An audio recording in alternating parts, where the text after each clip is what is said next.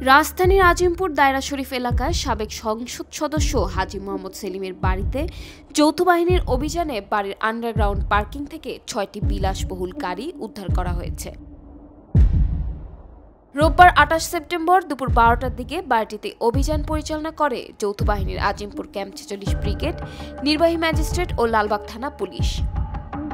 উদ্ধার হওয়া গাড়িগুলোর মধ্যে রয়েছে দুটি BMW, যার একটি সাদা এবং অন্যটি লাল রঙের। এছাড়া একটি কালো রঙের নিশান পেট্রোল, একটি সাদা পোর্ট্রন প্রাইভেট কার, একটি সাদা টয়োটা IST এবং একটি লাল রঙের টয়োটা রাস জিপ গাড়ি। বাড়ির আন্ডারগ্রাউন্ড পার্কিং থেকে বিলাসবহুল গাড়ি উদ্ধারের ঘটনায় ভবনের ম্যানেজারকে আটক করা হয়েছে।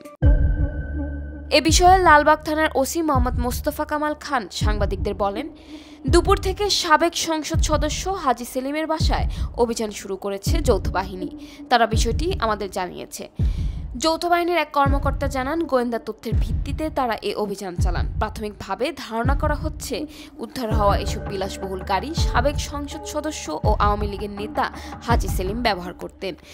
তবে গাড়িগুলোর প্রকৃত মালিকানা এখনো নিশ্চিত হওয়া যায়নি। অভিযান শেষে গণমাধ্যমকে বিস্তারিত জানানো হবে।